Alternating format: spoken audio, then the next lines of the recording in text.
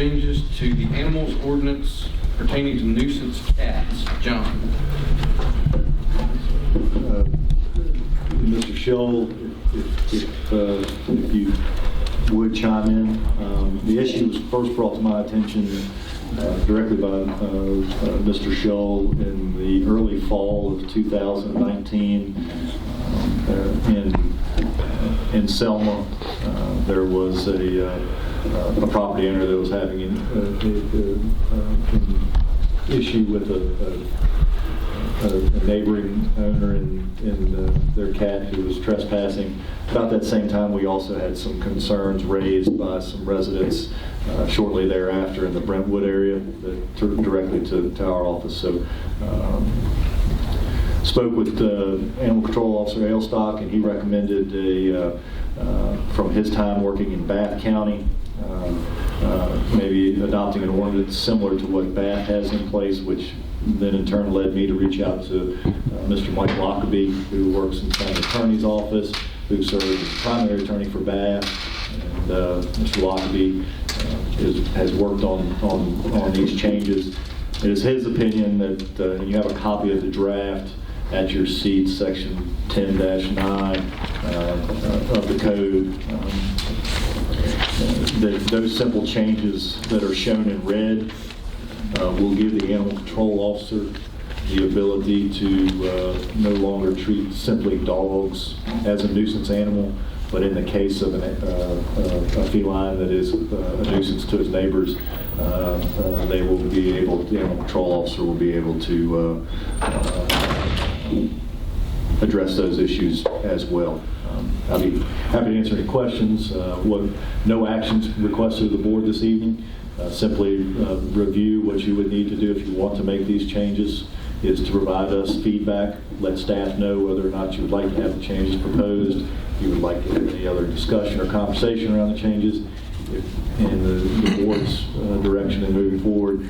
If you so choose to make some form of change, would be to hold a public hearing on that.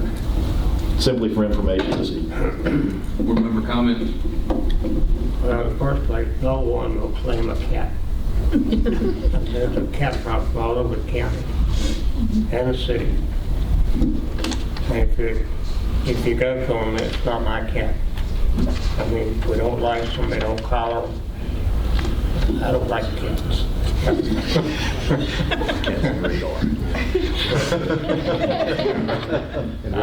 I don't know if this ordinance is going to do anything at all. We've gone through this how many times. It is a problem.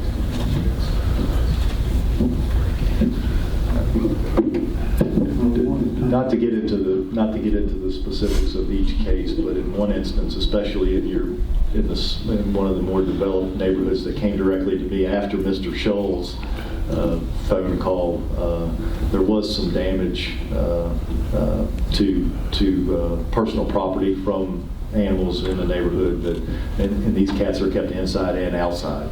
But because of the way the code was written, the animal control officer wasn't able to provide any assistance the way it's currently drafted.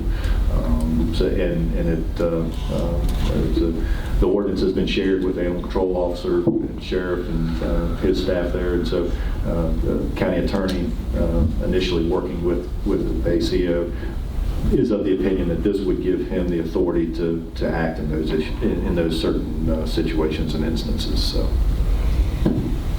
But in my case, this cat was claimed. We know who the owner is. So we're not looking for any action tonight, so we'll move this on to the future meeting.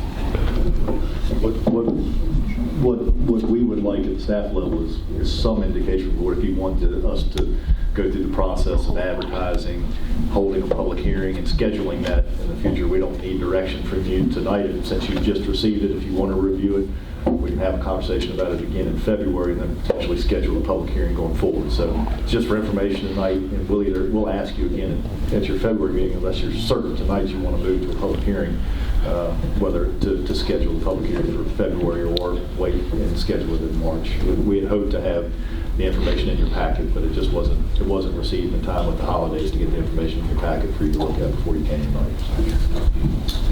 So at this point, we'll just digest it and move on. Is that good with everybody? Good.